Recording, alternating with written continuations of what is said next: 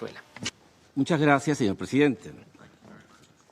Antes de abordar el fondo de nuestra intervención, consideramos necesario realizar una precisión de carácter institucional. Observamos con preocupación que se intente presentar ante este Consejo de Seguridad como una supuesta representante de la sociedad civil a una persona cuya trayectoria pública ha estado marcada por el financiamiento sostenido de gobiernos extranjeros y corporaciones transnacionales. Aquí están las pruebas para quien quiera verlo, por años. Así como por su participación en procesos de desestabilización política y promoción de rupturas institucionales en su propio país.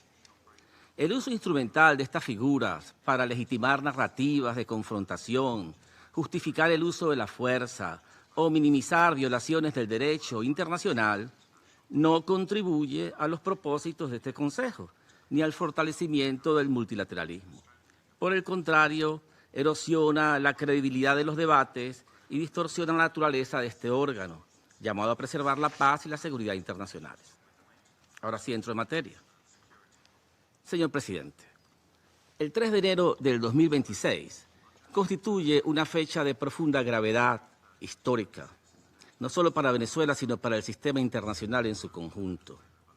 Ese día la República Bolivariana de Venezuela fue objeto de un ataque armado ilegítimo, carente de toda justificación jurídica, por parte del gobierno de los Estados Unidos de América, que incluyó bombardeos sobre su territorio, la pérdida de vidas civiles y militares, la destrucción de infraestructura esencial y el secuestro del presidente constitucional de la República, Nicolás Maduro, y de la primera dama, Cilia Flores. Venezuela comparece hoy ante este Consejo desde una convicción profunda. La paz internacional solo puede sostenerse si el derecho internacional es respetado, sin excepciones, sin dobles raseros y sin interpretaciones selectivas. Los hechos ocurridos el 3 de enero constituyen una violación flagrante de la Carta de las Naciones Unidas, cometida por el gobierno estadounidense. En particular, la violación del principio de igualdad soberana de los Estados, la violación de la prohibición absoluta del uso o la amenaza del uso de la fuerza contra la integridad territorial o la independencia política de cualquier Estado, consagrada en el artículo 2, numeral 4 de la Carta, y violación del deber de resolver las controversias por medios pacíficos. Asimismo, estos actos vulneran de manera grave los convenios de Ginebra y sus protocolos, al haberse producido ataques indiscriminados contra la población civil y bienes de carácter civil. Se ha violado también el derecho internacional de los derechos humanos, particularmente el derecho a la vida, a la integridad personal y a la seguridad. De especial gravedad es el secuestro del presidente de la República por parte del gobierno de los Estados Unidos de América, que constituye una transgresión directa de una norma esencial del orden jurídico internacional, cual es la inmunidad personal de los jefes de Estado en ejercicio. Esta inmunidad no es un privilegio individual, es una garantía institucional que protege la soberanía del Estado y la estabilidad del sistema internacional. Su desconocimiento no solo afecta a Venezuela, abre un precedente extremadamente peligroso para todos los estados representados en esta sala, independientemente de su tamaño, de su poder o de sus alianzas. Señor presidente, la resolución 3314 de la Asamblea General define claramente como acto de agresión el bombardeo del territorio de un Estado por las Fuerzas Armadas de otro Estado, así como la invasión u ocupación, incluso sin anexión formal. Los hechos que denunciamos encajan inequívocamente en esta definición. En el año 2004, la Corte Internacional de Justicia afirmó que existe ocupación cuando un Estado ejerce el control efectivo, incluso sin anexión formal o sin la presencia continua de tropas. La resolución 242 de este Consejo de Seguridad, por su parte, enfatiza que la adquisición de territorio por la vía de la fuerza es inadmisible. La resolución 2625 de la Asamblea General establece que el territorio de un Estado no será objeto de ocupación militar derivada del uso de la fuerza en contravención a la Carta. Permitir que tales actos queden sin respuesta efectiva equivale a normalizar la sustitución del derecho por la fuerza y a erosionar los fundamentos mismos del sistema de seguridad colectiva.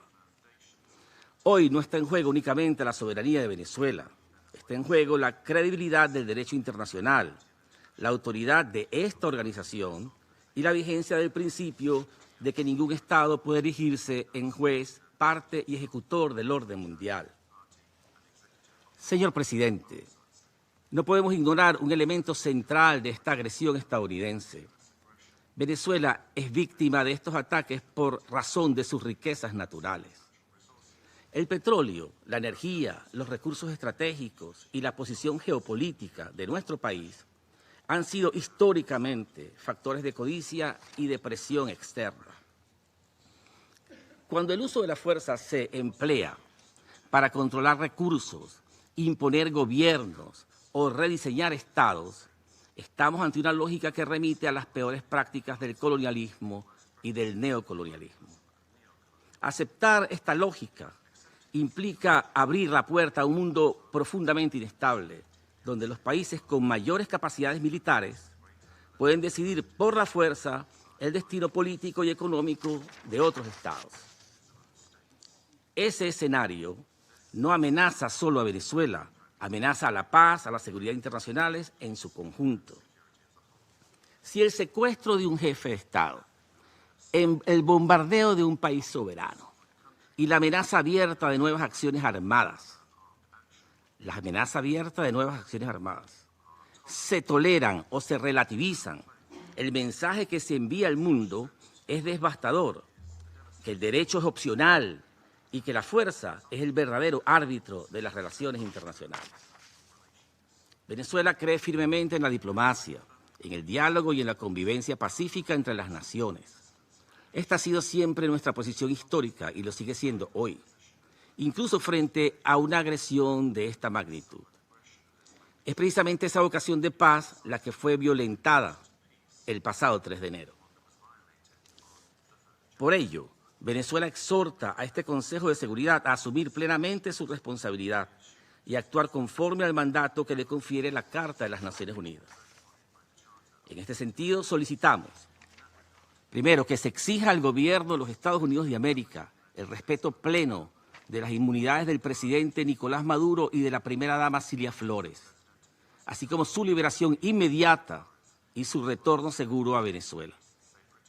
Segundo, que se condene de manera clara e inequívoca el uso de la fuerza contra la República Bolivariana de Venezuela.